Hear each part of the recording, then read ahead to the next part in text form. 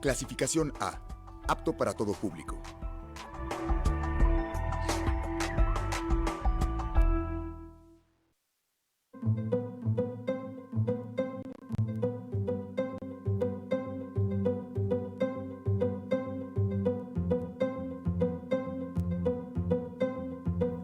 ¿Qué tal? Muy buenas tardes, un gusto saludarlos una vez más aquí en la UNAM Responde. Estamos como todos los días completamente en vivo desde nuestras instalaciones de TV UNAM, porque nuestra universidad no se detiene. Llevamos hasta ustedes toda la información más reciente que se va generando en torno a esta pandemia ocasionada por el virus del SARS-CoV-2.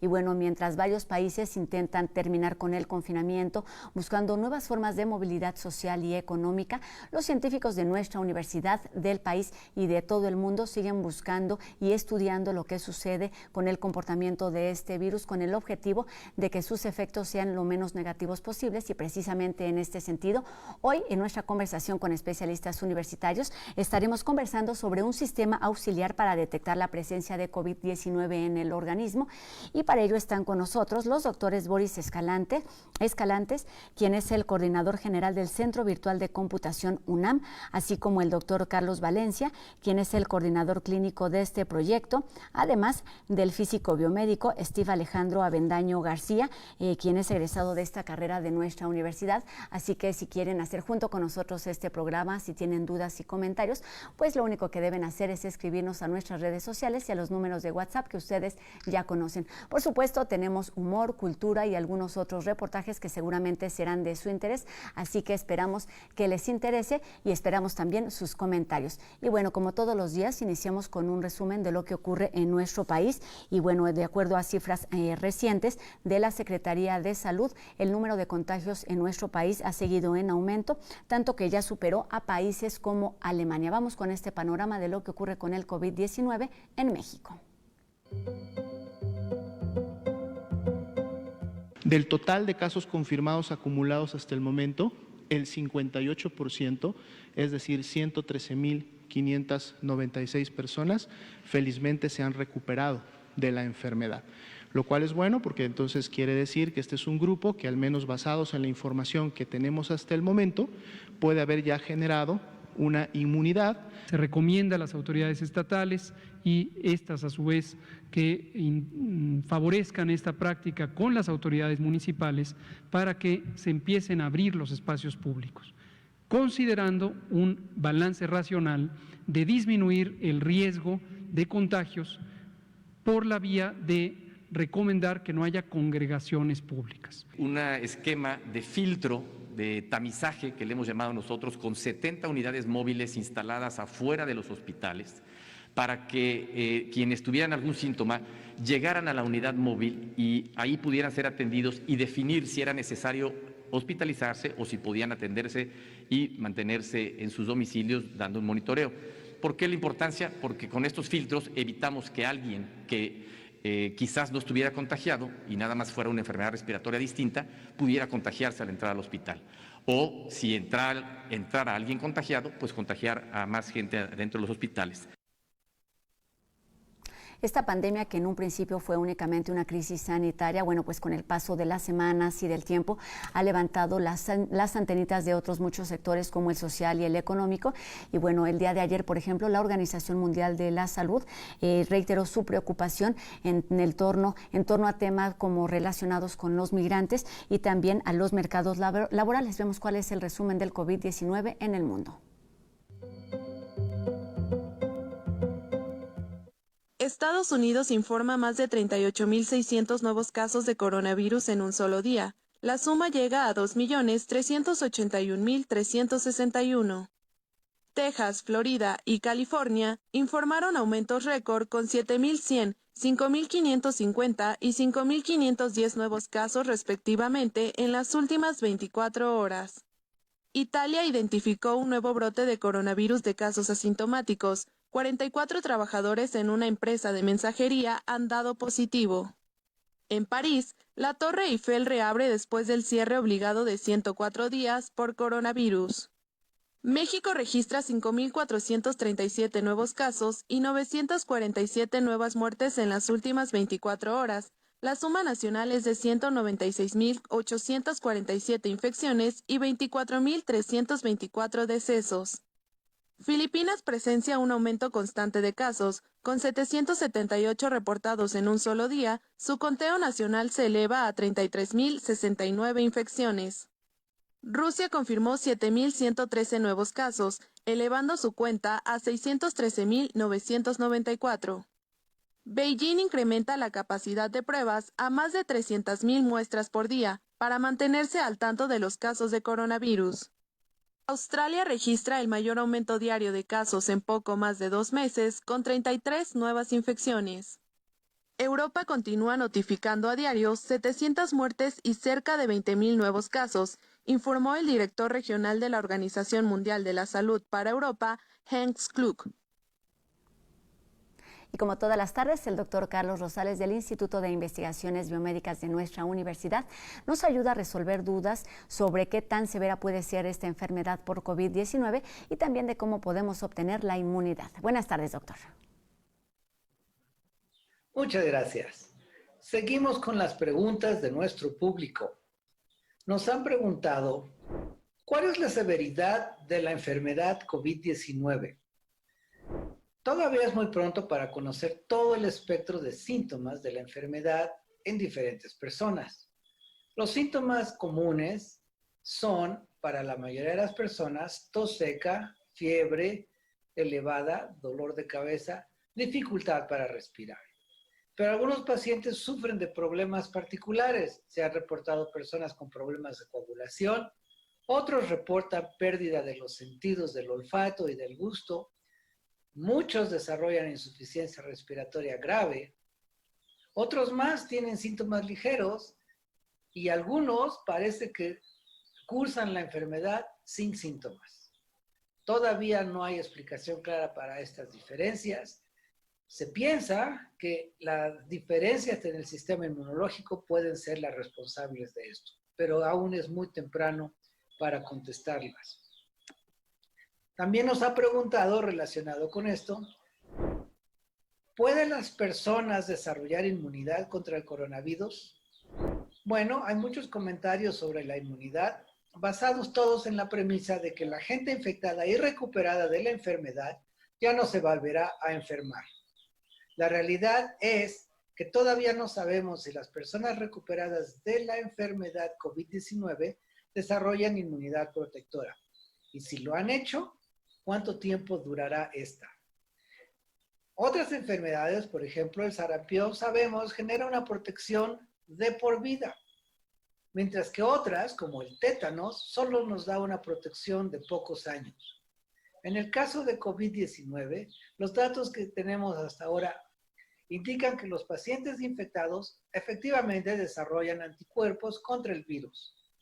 Creemos que estos anticuerpos son protectores contra una segunda infección. Sin embargo, es muy temprano para confirmar esto y la presencia de anticuerpos no estamos todavía seguros de que signifique realmente protección. Por tanto, tenemos que seguir esperando, esta es una nueva enfermedad, para poder confirmar estos hallazgos, estas ideas.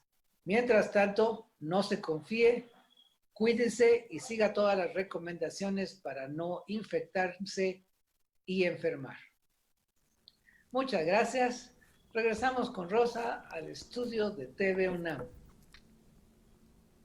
Gracias, doctor. Pues aquí seguimos escuchando la voz de especialistas universitarios y bueno, podemos recordar que al inicio de esta pandemia, la Coordinación de la Investigación Científica de nuestra universidad lanzó una convocatoria para que la comunidad universitaria pudiera desarrollar proyectos que fueran útiles durante esta crisis sanitaria. Y como resultado de esta iniciativa, hoy conoceremos un sistema auxiliar para la detección de COVID-19 creado precisamente por académicos y por estudiantes de nuestra universidad. Así que estaremos conversando con el doctor Boris Escalante, quien es el coordinador general del Centro Virtual de Computación UNAM. Doctor, buenas tardes. ¿Qué tal? Muy buenas tardes. Muchas gracias por la invitación. Gracias, un gusto que estén aquí con nosotros. Mucho de qué platicar. También saludo al doctor Carlos Valencia, quien es el coordinador clínico de este proyecto y es residente del 4º año de Imagenología Diagnóstica y Terapéutica del Centro Médico Nacional de la Raza, el IMSS. Buenas tardes, doctor. Buenas tardes, Rosa. Muchas gracias por la invitación y bueno, acá estaremos platicando de esto. Exactamente, a detalle de lo que se trata este interesante proyecto que ya está en marcha. También saludo al físico biomédico Steve Alejandro Avendaño García, quien es egresado de esta carrera y fue quien elaboró los métodos de inteligencia artificial para la detección de lesiones en imágenes de tomografía computarizada. ¿Cómo estás, Steve? Creo que Steve tiene apagado su micro, entonces no lo podemos escuchar, pero ahorita... Muy bien, muchas gracias. Pues ahorita platicaremos a detalle y lo primero que quisiera que nos ayudaran a entender es en qué consiste y cuál es el trabajo que realiza el Centro Virtual de Computación de nuestra universidad. Doctor Escalante. ¿Qué tal? Con mucho gusto, muchas gracias. Bueno, el Centro Virtual de Computación antes que nada fue creado en 2017, en febrero de 2017, por acuerdo del rector, y está adscrito a la coordinación de la investigación científica. Sus funciones principales son las de coordinar, vincular grupos que promuevan el desarrollo de proyectos de investigación, de docencia y de divulgación en los que la computación aporte, digamos, un conocimiento grande para resolver problemas importantes, problemas trascendentes para nuestro país.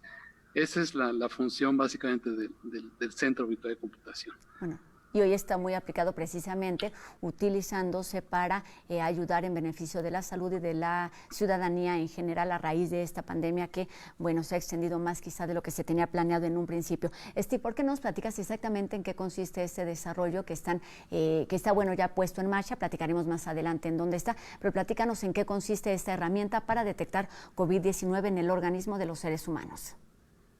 Pues esta herramienta consiste en aprovechar técnicas de inteligencia artificial para poder diagnosticar lo que sería COVID, neumonía a un paciente sin lesiones y poder segmentar para cuantificar y obtener un grado de complejidad y complicación debido a esta enfermedad.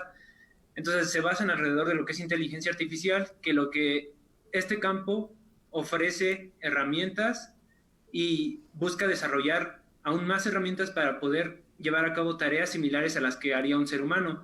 Un ejemplo de esto es la visión por computadora, que lo que se puede hacer es clasificar una imagen, detectar algún objeto y delinear la ubicación donde estaría este objeto. Entonces, básicamente es lo que estamos aprovechando, un sistema de visión por computadora para poder clasificar una enfermedad y detectar lesiones debido a esta u otra enfermedad.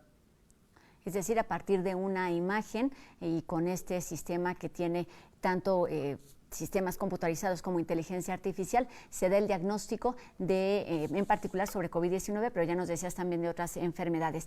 Doctor Valencia, tú estás ahí en el hospital, digamos que en el primer frente de esta pandemia. ¿Cuáles son las ventajas, los beneficios de tener un sistema como este ya aplicándose a los pacientes con COVID-19?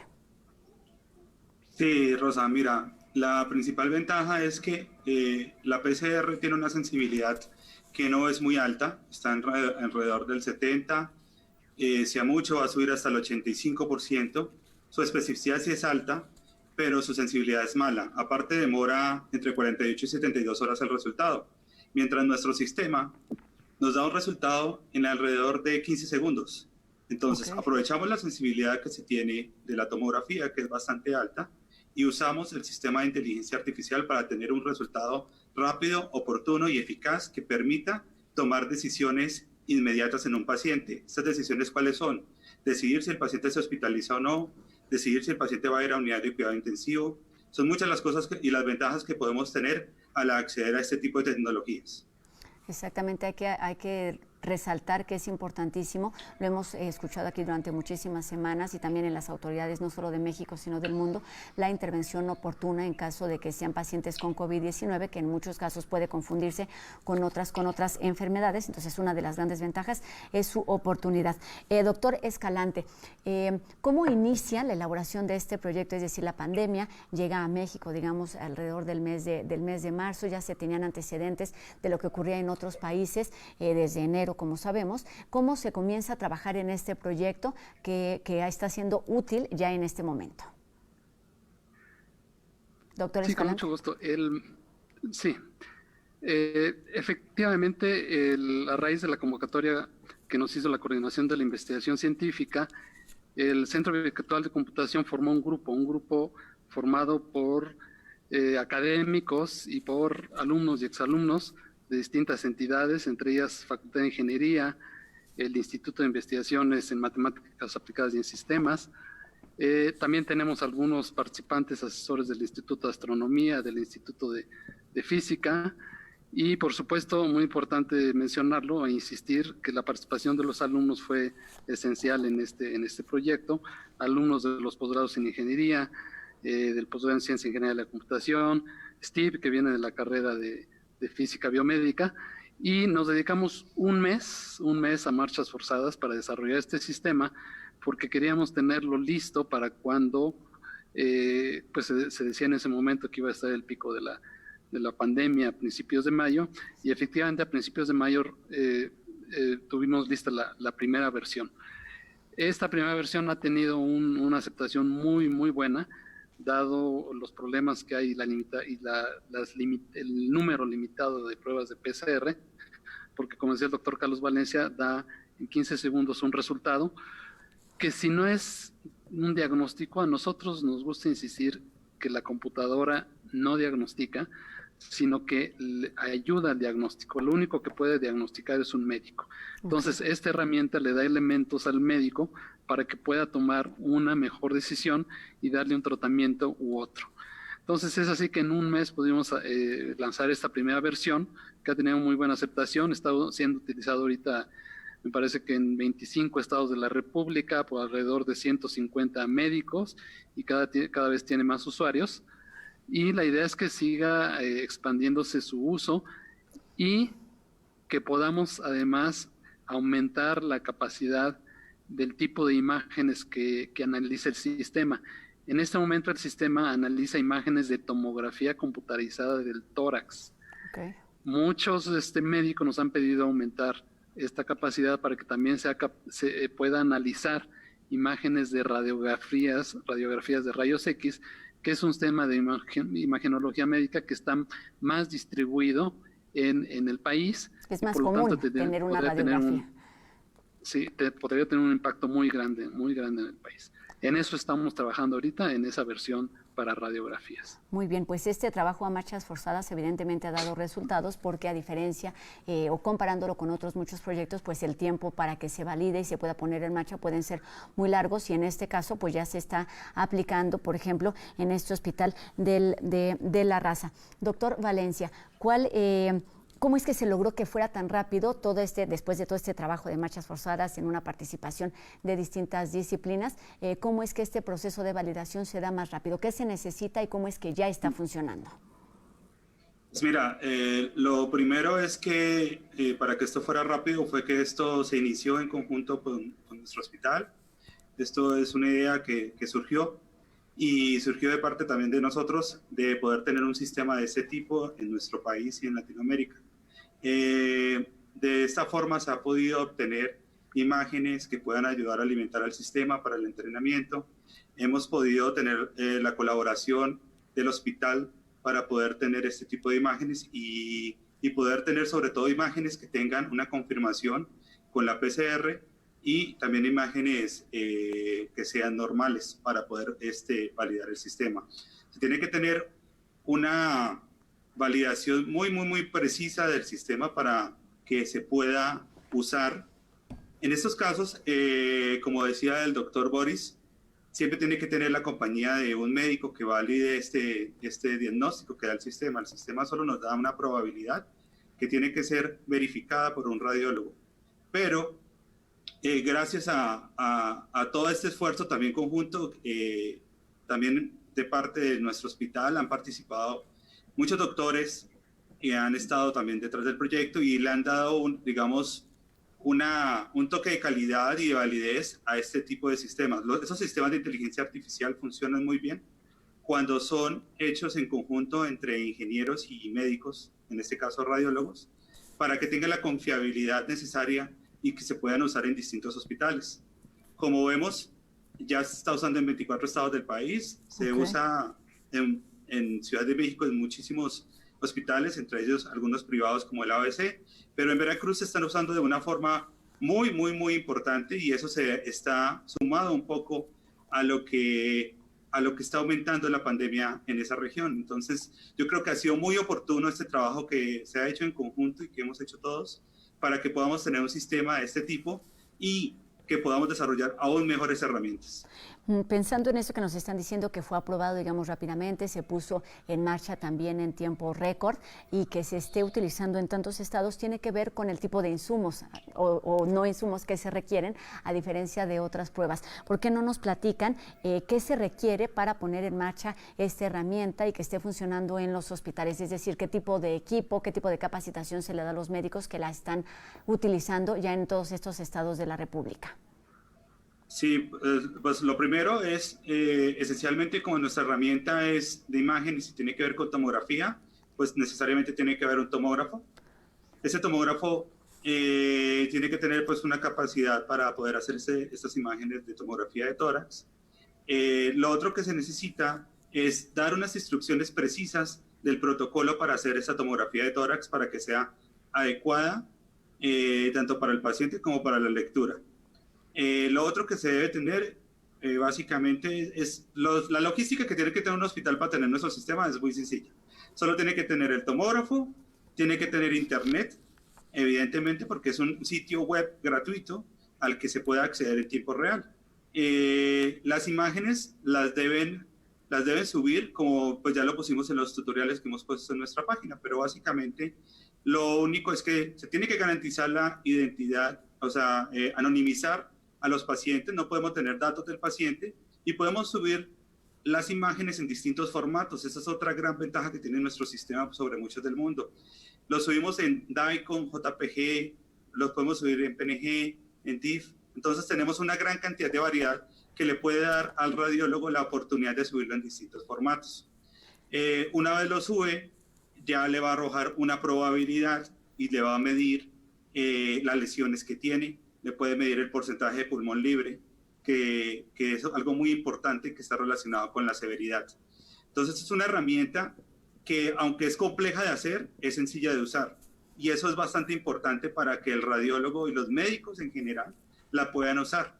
Entonces yo creo que es una gran ventaja que tenemos de esa herramienta porque es de muy fácil acceso. Evidentemente, para registrarse sí tiene que ser todos médicos y sí se pide la matrícula del médico para garantizar que esta sea una herramienta de uso médico. Pero esta es una gran característica, hay que resaltar que, bueno, entonces para que se pueda utilizar esta herramienta en distintos hospitales, y bueno, el alcance que ha tenido es gracias a que requiere únicamente tanto personal médico como equipo con el que ya cuentan los hospitales, que es el de tomografías y, bueno, radiólogos y médicos que evidentemente son necesarios en todos los hospitales. Vamos a seguir platicando sobre esta herramienta creada por investigadores y por estudiantes de nuestra universidad y que implica una oportunidad para detectar a tiempo la enfermedad de COVID-19 en los organismos de los seres humanos. Así es que les pido a nuestros invitados de hoy que nos permitan unos minutos. Es momento de hacer una pausa para que después regresemos a seguir hablando sobre esta herramienta útil y de gran alcance. Al volver de la pausa tenemos también humor y cultura. No se vayan, esto es La UNAM Responde.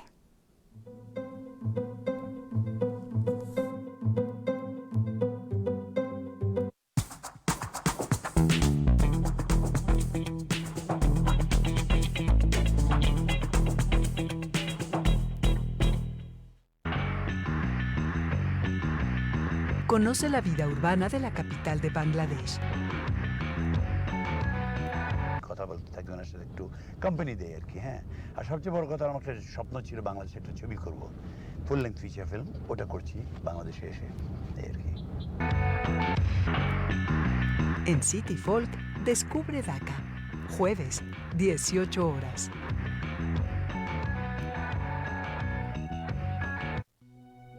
La guerra contra Irak traerá graves consecuencias para Estados Unidos y el mundo. 12 hours before the invasion, that in the opinion of the CIA, Saddam Hussein would invade Kuwait within 12 to 24 hours. En historia, las guerras secretas de la CIA. Una guerra genera otra. Viernes, 19:30 horas.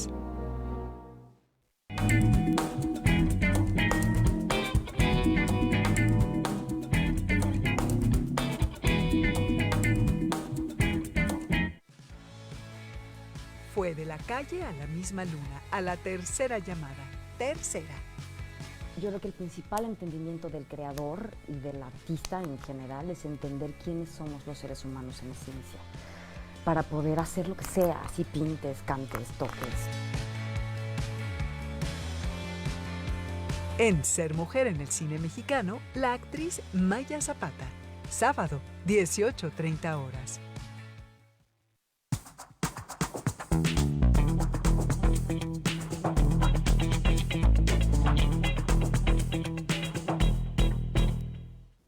Qué gusto que continúen con nosotros aquí en la UNAM Responde. Enseguida escuchamos la reflexión del especialista en Derechos Humanos, Jacobo Dayan, quien el día de hoy nos habla sobre el Foro Movilidad e Integración Cultural, un espacio de reflexión acerca de la cultura que está sucediendo frente justo a esta pandemia.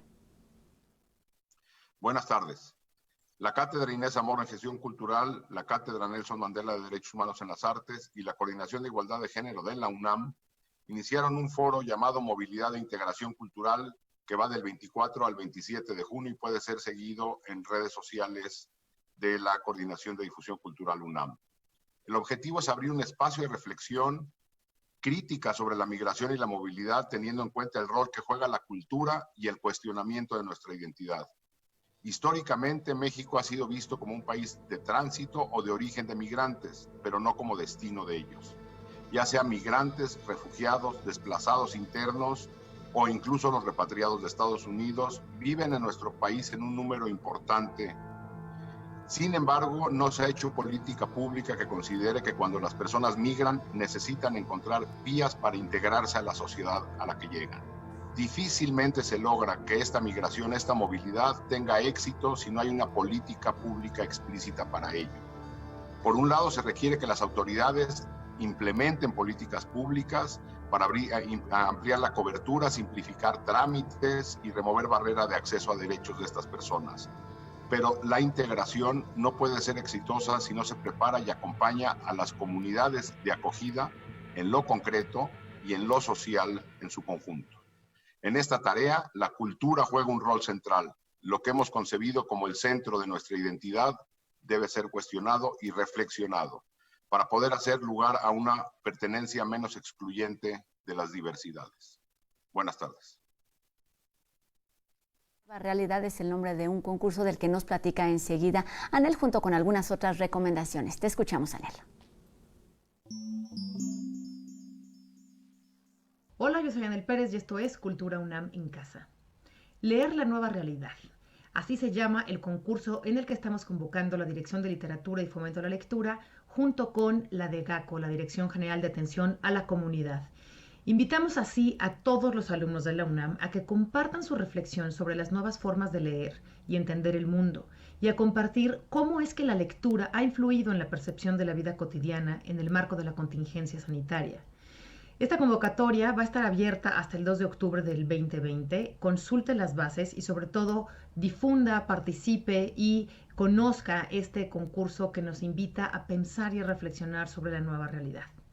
Por otra parte, Danza UNAM nos invita a muchas de sus actividades para seguir moviéndonos y desestresarnos un poco de esta contingencia. Por una parte, nos invitan a la charla Arte y Tecnología Digital, Realidad y Cuerpo Virtual en tiempos de crisis pandémica por la COVID-19. Con la ayuda de documentación visual, Gilles Jobin nos hablará de cómo la nueva tecnología virtual puede jugar un papel importante en cuanto a la creación de nuevos espacios de representación y difusión de la danza contemporánea en la actualidad. Eso lo podemos ver el viernes 26 de junio a las 8 de la noche por el Facebook de Danza. También nos invitan a una clase de barra al piso y acondicionamiento físico con Rocío Gutiérrez. Entonces, para promover el manejo de estrés y la canalización de energías durante la contingencia, se transmiten estas cápsulas de acondicionamiento para público en general. Esto es para niños y para toda la familia, incluyendo, por supuesto, la tercera edad. Esto lo puedes seguir en Facebook Live el viernes 26 de junio a las 10 de la mañana y sus retransmisiones también por Instagram TV de Danza. Y desde luego los talleres libres y recreativos siempre están activos y nos mantienen activos a todos con Danza desde casa. Para divertirnos bailando durante la contingencia se transmiten clases de diversos estilos y géneros de danza populares para todo público. Nos puede acompañar este sábado 27 de junio a las 12 del día por Facebook Live de UNAM Danza en una transmisión en vivo. Así que pongámonos a bailar y deschonguémonos un poquito. Y si usted está pensando en la comunicación del futuro, recuerde que TV UNAM nos trae un capítulo nuevo muy interesante dentro de Soñando el Futuro. Así que ya lo sabe, esta es una serie documental donde científicos famosos y celebridades de todo el mundo responden a la pregunta ¿cómo será el futuro? Y comparten con nosotros sus investigaciones. Este capítulo revela cómo será la comunicación en el año 2050 o 2050.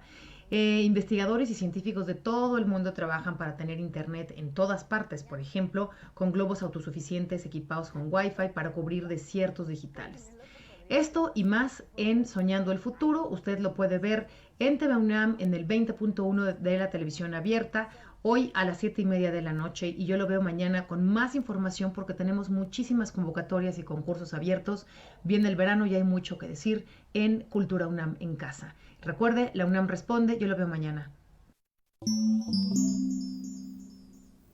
Gracias, Anel, y ahora vamos una vez más con el equipo de No Memes que sigue reflexionando sobre la vida en cuarentena.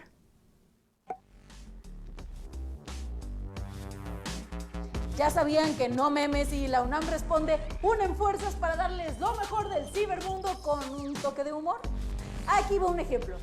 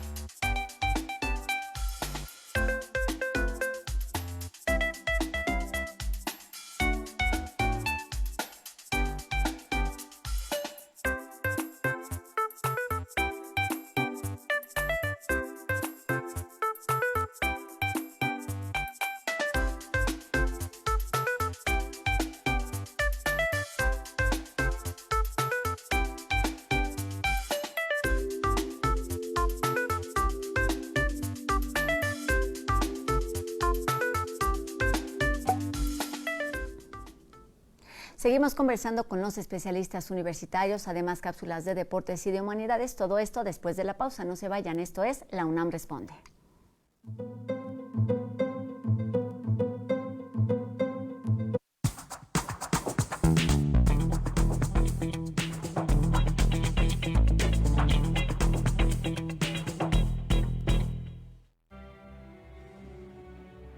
Imagina una conferencia con chinos o árabes sin que aprendas el idioma. So my earpiece picks up my voice.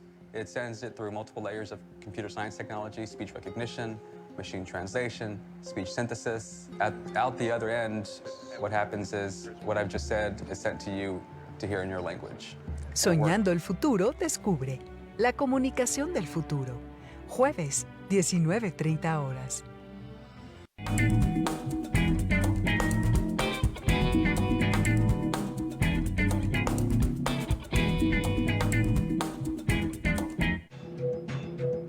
Una conversación sobre la crisis global y nacional en el contexto de la pandemia COVID-19.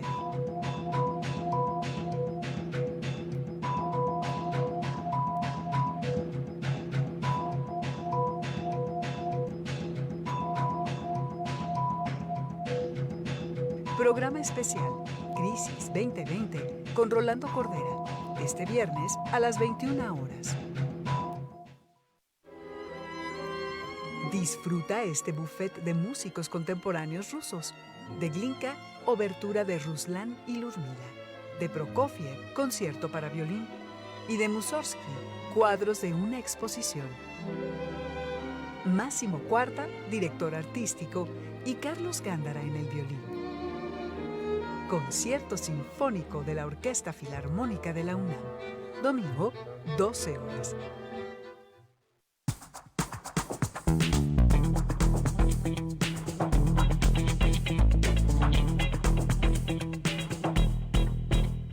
Y comenzamos este último bloque de la UNAM Responde con una segunda parte del reportaje que preparó el equipo de Trending sobre el tema de abuso de poder. Veamos. Una muestra evidente del abuso de autoridad es el perpetrado contra Giovanni López en Jalisco, un hecho que desató una serie de protestas en el estado por el arresto y asesinato del ciudadano. La muerte totalmente injustificada, totalmente ilegal, totalmente violatoria de los derechos humanos, violatoria del Estado de Derecho, ¿sí? Porque terminó en muerte de una persona una decisión que no tiene ningún fundamento, ¿sí? Es un acto totalmente ilegal porque esta persona no estaba violando ninguna ley y sin embargo fue maltratada al punto de ser asesinada y por obligarla a cumplir algo que no está obligada a cumplir. Otro ejemplo del abuso por parte de las fuerzas de seguridad se presentó en la Ciudad de México. En este caso, la violencia se ejerció por una cuestión de poder físico y de género. ¿Por qué no van y golpean a una persona, un hombre con una corpulencia mayor que la que ellos tienen? Pues no, porque saben que les va a responder. En cambio, una joven delgada, sin mucho peso, pues es fácilmente controlable. Así como en los casos anteriores, el INEGI, en la encuesta de la población privada de la libertad 2016, registró que en los arrestos hay violencia psicológica, como amenazas para levantar cargos falsos, y agresiones físicas, que van desde patadas y golpes hasta el uso de armas de fuego. Se trata de acciones que vulneran los derechos humanos. Las fuerzas policíacas están para resguardar a la sociedad y no para atacarla. Y cuando lo hacen, pues lo hacen porque es un ejercicio desmedido del poder que el Estado les ha asignado y que no lo han entendido cabalmente. En los abusos de autoridad, es evidente que hay carencias en las formas de trabajar desde las fuerzas de seguridad. Se trata de males institucionales y sociales, algo que va desde la capacitación del personal por parte de los servidores públicos hasta del conocimiento de los derechos que tenemos como ciudadanos. La noción de abuso de autoridad tiene que ver mucho con la capacidad que tiene la ciudadanía de demandar sus derechos, de exigir el cumplimiento de sus derechos. Entonces, quizá empecemos a ver más denuncias en este sentido, no porque haya más actos de violación, sino porque la gente esté más al pendiente de esa situación y haya una mayor participación para que, en efecto, todos los servidores públicos cumplan con lo que la ley les marca. Hace falta mucho por trabajar. Las autoridades públicas, las fuerzas de seguridad y la ciudadanía debemos ser parte de un cambio estructural. La movilización social y la memoria histórica deben ayudarnos para buscar mejoras comunitarias, aplicarlas y establecer un verdadero Estado de Derecho. A partir de hoy, durante los siguientes jueves, aquí en este espacio presentaremos una cápsula de la Coordinación de Humanidades de nuestra universidad a través de la voz de especialistas y humanistas, quienes nos ayudarán a reflexionar sobre lo que sucederá cuando nuevamente salgamos a las calles. Veamos la primera. Se abran las puertas. La reflexión de Humanidades UNAM sobre el futuro. Soy Pedro Stepanenko, investigador del Instituto de Investigaciones Filosóficas. ¿Qué pasará cuando se abran las puertas? Es decir, cuando regresemos, cuando se acabe la pandemia, ¿regresaremos a lo mismo? Lo que nos han señalado las autoridades sanitarias es que este será un regreso paulatino. ¿Cómo nos vamos a relacionar con los demás? ¿Cómo vamos a construir un nuevo nosotros? Yo oscilo entre pensar que no vamos a volver a ver nunca más el tipo de relaciones que teníamos antes y a pensar como Michel Houellebecq que no va a cambiar nada. No va a cambiar nada. Las mismas tendencias de individualismo, de consumismo, de intercambio, de dependencia de todos los países, de guerra comercial, van a seguir. Yo pienso que muchas cosas van a seguir igual, pero sí en la vida cotidiana van a cambiar muchas cosas. Y De entrada, ese nuevo nosotros, que aún es un concepto vacío que tendremos que construir con las relaciones, tiene dos notas contradictorias. Por un lado, la desconfianza y por otro lado, la solidaridad. Desconfianza, en primer lugar, porque no podemos permitir que haya un acercamiento físico. Pero el acercamiento físico también es una manera de expresar confianza, de tal manera que ese distanciamiento, primero en los gestos, pero después en el carácter, tiene una repercusión. Pero al mismo tiempo, tenemos que ser muy solidarios, porque cada una de nuestras acciones va a repercutir en la vida de muchos otros. Ese acto de confianza que teníamos de acercarnos, de abrazar a la gente, va a ser algo que hay que ver con desconfianza, con responsabilidad. Entonces hay una tensión, va a ser una vuelta complicada. Estamos todos a la expectativa. Yo creo que ciertas tendencias del control de nuestra vida cotidiana a través de los medios electrónicos se van a acentuar. Eso es inevitable. Vamos a tener que recibir órdenes permanentemente acerca de cómo comportarnos y cómo tratar a los demás. De suerte que por lo pronto me parece que hay una nota triste. Dentro de lo mismo, hay una nota triste a nivel de relaciones personales. Las tendencias mundiales de devastar el medio no veo que vayan a cambiar. Pero sí hay una nota triste respecto a el acercamiento entre nosotros. Debemos esperar a que eso cambie y seguir luchando por una humanidad mejor, por una relación con los demás mejor. Y bueno, estamos por descubrir ese nosotros. Cuando se abran las puertas. Humanidades UNAM. Un nuevo nosotros. Pues sí, además de reflexionar, tendremos mucho que actuar durante las siguientes semanas. Y retomamos aquí nuestra conversación con especialistas universitarios para seguir hablando de este sistema auxiliar para la detección de COVID-19 con los doctores Boris Escalante, el doctor también Carlos Valencia y el físico biomédico Steve Avendaño. Pues nos platicaban ya de este sistema que está funcionando y lo que me gustaría que nos explicaran ahora son las cualidades y los beneficios de tener en México este primer sistema hecho a partir de una tomografía computarizada que tiene una gran ventaja y es que ya está en uso en una buena parte de los estados. Doctor Escalante. Sí, muchas gracias. Con mucho gusto, Rosa. Ya mencionamos hace un momento la necesidad de que tiene un médico de tomar una decisión rápida, ¿sí? Cuando un paciente llega a un hospital con síntomas avanzados de algo que podría ser COVID-19, el médico no puede esperar, pues a veces los 3 días o más que tarda la prueba PCR. Y sin embargo, la gran ventaja de nuestro sistema es que con solamente tomarle una imagen de tomografía computarizada, subirla al sistema, en 15 segundos tiene un indicio que junto con los datos clínicos del paciente le pueden servir al médico para tomar una decisión con mucha confianza. Esa es definitivamente la gran ventaja de este sistema, que muy rápidamente a un paciente se le puede dar un tratamiento adecuado.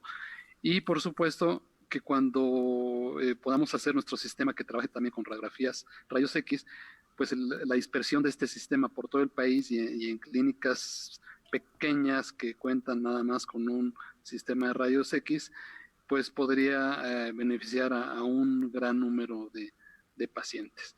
Esa es sin lugar a dudas la ventaja más grande. Por supuesto que hay otros sistemas en el mundo parecidos al nuestro, pero el nuestro es único en muchos aspectos. Primero que nada, es totalmente gratuito. Segundo, está en línea, es muy fácil de acceder. Otra cosa muy importante es que tiene una gran exactitud. La detección El sistema, que, como ya lo mencionamos, da dos resultados. Uno es la probabilidad de que tenga el paciente coronavirus y la otra es le señala al médico dónde están las lesiones. Y los dos sistemas tienen unos desempeños asombrosos. Uno, en términos de exactitud, que es una medida objetiva de estos sistemas, estamos hablando de que un sistema tiene un 99% de exactitud y el otro 97% en la versión que está actualmente trabajando.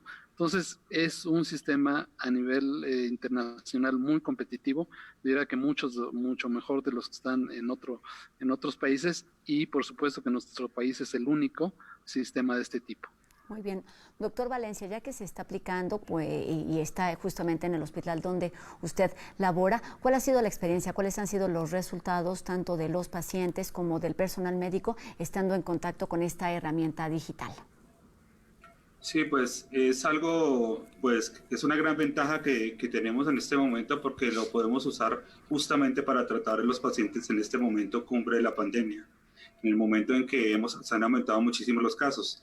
Y eso te puede aliviar un poco tu trabajo, porque puedes tener datos muy precisos e inmediatos y puedes actuar rápidamente.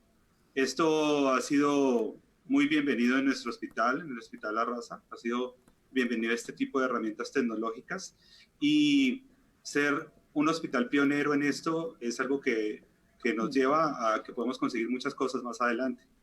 Yo creo que lo importante es poder llevar este sistema a muchos hospitales a nivel nacional, a hospitales inclusive en donde hay muy pocos radiólogos.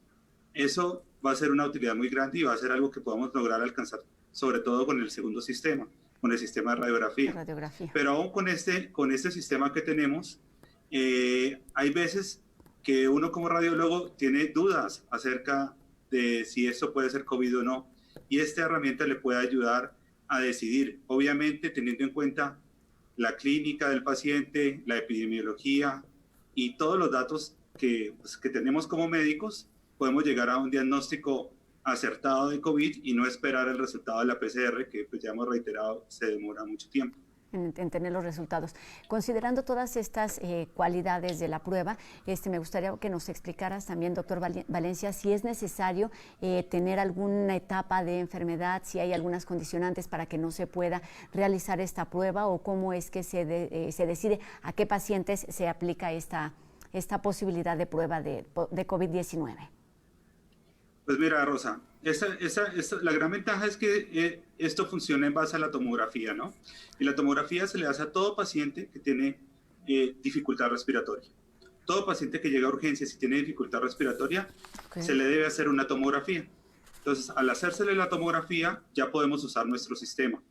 No estaría indicado hacérselo a todo el mundo. O sea, tampoco vamos a caer en lo otro de las pruebas rápidas, de que le hagamos tomografía a todo el mundo, porque la tomografía también tiene sus riesgos si es que tiene radiación. Entonces debemos saber a quién hacérsela, pero es muy buena para los pacientes que ya tienen dificultad respiratoria, o aquellos pacientes que ya están con algunos síntomas que hacen que tenga que ir al hospital. Por ejemplo, que tenga una saturación, digamos, por debajo del 90%. Ahora, ¿qué hemos encontrado? Hemos encontrado que inclusive en pacientes asintomáticos se pueden ver lesiones. Sin embargo, las sociedades científicas radiológicas del mundo recomiendan que la tomografía solo se le debe hacer a aquel paciente que tenga síntomas, entre ellos dificultad respiratoria. Muy bien, digamos que esta es la única característica. Y bueno, para llegar a esta efectividad, a esta eficiencia, pues seguramente se hicieron muchísimas pruebas en laboratorio, de margen de prueba y error. ¿Por qué no nos platicas en qué consiste esta dualidad de equipos computarizados y de inteligencia artificial? ¿Qué tantas dificultades o qué tantos retos tuvieron que enfrentar para que esto estuviera funcionando hoy oportunamente? ¿Qué tal? Pues creo que uno de los principales retos es que estas herramientas se basan en ejemplos, o lo que se conoce como aprendizaje supervisado. Entonces se necesita una imagen médica que sea etiquetada por un experto, en este caso el médico especialista. Dado que esta es una enfermedad nueva, o por lo menos cuando se empezó a trabajar en esto en marzo no había tantos ejemplos, entonces estábamos trabajando con muy pocos ejemplos con los cuales estos algoritmos de inteligencia artificial podrían aprender. Entonces, necesitamos tanto el compañero de maestría que es José Carlos, que trabajó en la parte de clasificación, como yo que trabajé en la parte de segmentación de las lesiones, tuvimos que encontrar alguna forma para darle la vuelta a este problema y poder balancear lo que sería que el modelo sea sensible, pero que a la vez sea preciso y a la vez estando restringidos por un poco número de ejemplos. Ya ahora Carlos Valencia, el doctor Carlos, en colaboración con el Hospital de la Raza, nos pudo brindar bastantes ejemplos para mejorar tanto la clasificación como la segmentación de lesiones. Y hasta ahora los dos algoritmos parecen tener un buen desempeño. Varias cosas de las que se han evaluado es que sea sensible, que así sea una lesión muy pequeña, sea capaz de detectarla y que también sea preciso, que es que no ande confundiendo algunas otras estructuras con lesiones. Okay. Pero básicamente la primera dificultad fue contar con un poco número de ejemplos debido a que esta era una nueva enfermedad. Muy bien, nos explican que esta prueba tiene la posibilidad, por un lado, de detectar el virus y por otro, de localizar lesiones características de esta enfermedad, pero también nos explicaban que podría detectar algunas otras enfermedades. Les pregunto esto y al mismo tiempo si puede identificar si ya se tuvo la enfermedad de COVID-19 en el organismo donde se está realizando esta tomografía. Bueno, en realidad el sistema está entrenado para detectar 3 clases. Uno es COVID-19, la otra es neumonía y el otro sería normal. Okay. No nos va a decir neumonía, qué neumonía es, si es viral, bacteriana, fúngica, porque así no lo entrenamos. No fue la idea. La idea es detectar COVID. Ahora, ¿qué pasa? Esa es otra virtud que tiene el sistema. Nosotros hemos encontrado en el hospital que pacientes que tenían PCR positiva van a los 21 días y todavía tienen lesiones. Ahora, ¿hasta qué punto podemos saber verdaderamente si está activo o no? Para eso tendríamos que hacerle una carga viral en la prueba de PCR. Pero, ¿qué se podría hacer indirectamente? Si nosotros tenemos una prueba inicial y hacemos una cuantificación de lesiones y luego hacemos una prueba después, nos vamos a dar cuenta que el paciente sí ha mejorado y que efectivamente podría estar en una etapa no infectiva. El COVID-19 puede dejar algunos estigmas que son como la fibrosis pulmonar y eso no se debe confundir con la infección que puede tener activa. Las imágenes que son de actividad están descritas como el vidrio despulido y la consolidación son las principales, pero pueden haber otros problemas que ya afectan la función pulmonar y que pueden ser otros datos que ya van a ver de acuerdo a si el paciente tuvo o no la infección. En este momento, nosotros podríamos hacer, lo que podemos hacer es decir si el paciente tiene efectivamente la enfermedad y cuantificar las lesiones. Muy bien, esta herramienta creada por distintos investigadores e institutos de nuestra universidad está disponible para hospitales públicos y privados. ¿Cuál es el procedimiento? ¿A quién deben acercarse para tenerla disponible en cada una de estas clínicas y hospitales? Y bueno, lo que nosotros quisimos hacer es una herramienta tan accesible como fuera posible. Es por eso que lo que hicimos fue poner el sistema en línea y cualquier persona puede acceder al sistema. De hecho, la dirección electrónica ha pasado en alguna ocasión en la pantalla, pero realmente quien se puede registrar es exclusivamente un médico. Entonces, cualquier médico que esté interesado en utilizar esta herramienta tiene que entrar al sitio www.imagensalud.unam.mx y en el sitio se registra, le pedimos su nombre, su cédula profesional, el sistema automáticamente revisa que sea un profesional de la salud y a vuelta de correo electrónico recibe su usuario y su password para acceder al sistema. En el sistema puede ver también un tutorial de cómo utilizar el sistema y todo lo que tiene que hacer el médico es, a través del portal, descargar una imagen de tomografía computarizada y en 15 segundos recibe los resultados. Entonces es realmente muy sencillo de usar, solamente solicitamos que sea un médico con cédula profesional el usuario que se registre y que pueda utilizar este sistema. Es decir, es completamente gratuita, está disponible para todos y lo único que se requiere es que se haga el proceso, digamos, de forma digital. Ya para terminar esta conversación, nos platicaban que han ido haciendo adaptaciones y que actualmente están trabajando para que esta prueba pueda tomarse no solo a partir de tomografías, sino radiografías. Steve, ¿en qué proceso están? ¿En qué etapa de estas modificaciones están trabajando? Pues como mencioné, primero viene una etapa de colección de datos. Es decir, se necesitan bastantes ejemplos para que puedan aprender estos modelos. Ahorita estamos recolectando y nos está proporcionando el Hospital de la Raza nuevamente placas de rayos X. También se han colectado imágenes de otras bases de datos abiertas.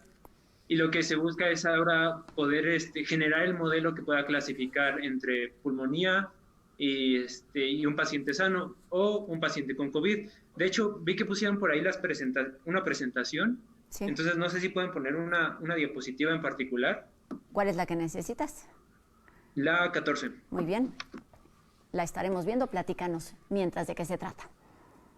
En esta diapositiva lo que muestro es que el algoritmo lo que hace es asignarle un valor de probabilidad, pero creo que es como una animación, así que debería de poder verse. De correr, muy bien.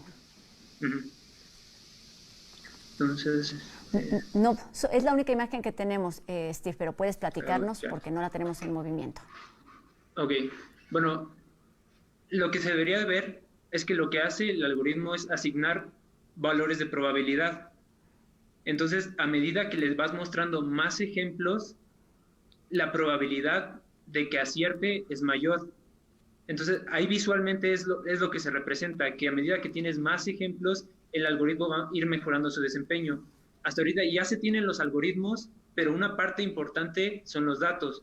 Es como tener un motor y que la gasolina sean los datos. Entonces, ya se recolectaron y ahorita se están haciendo pruebas para validar la sensibilidad y la especificidad de este algoritmo en rayos X, en placa plana de rayos X. ¿Hay un tiempo estimado para que ya se esté aplicando esa segunda posibilidad?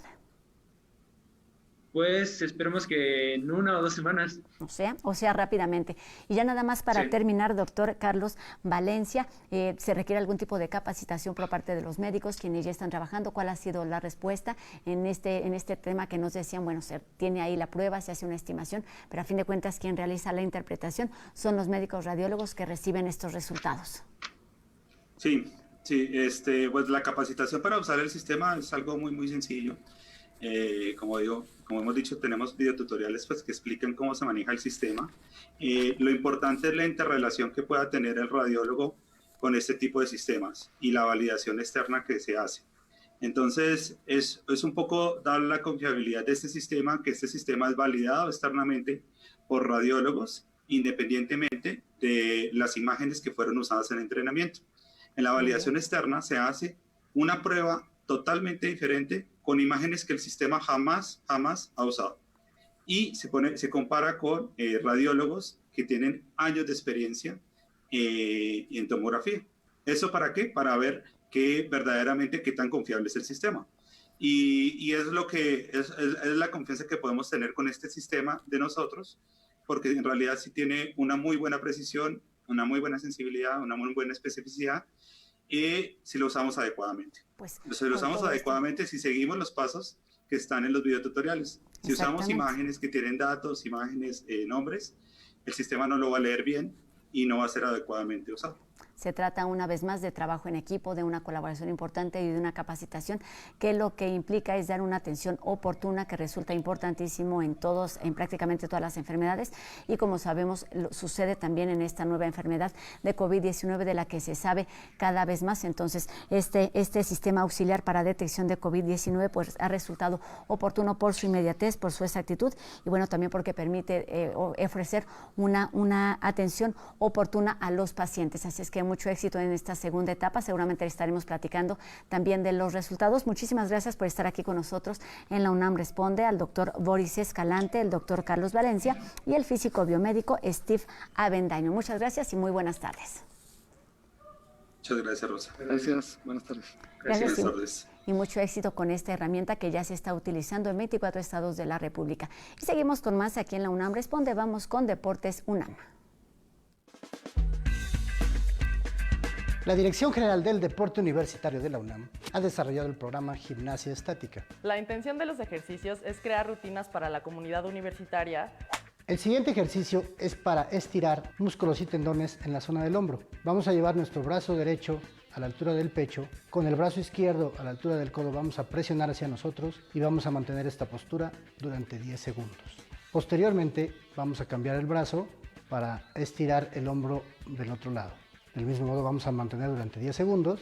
Después el brazo derecho lo llevamos a la altura del omóplato y con el brazo izquierdo vamos a hacer una ligera palanca desde el codo sin que esto nos lastime, hasta donde cada quien resista el movimiento.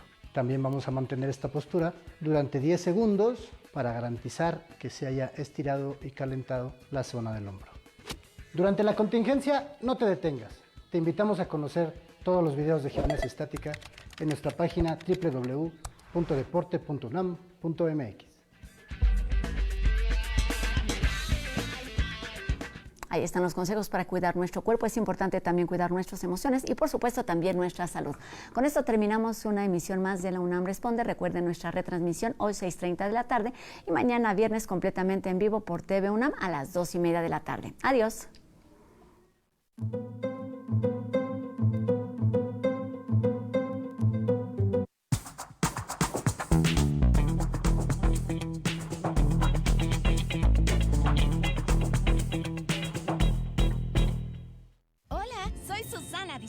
Yo sé que cuando eres niña, niño o adolescente, no es fácil quedarte en casa. Quieres ver a tus amigos, salir a jugar o ir de paseo. No te preocupes, esta situación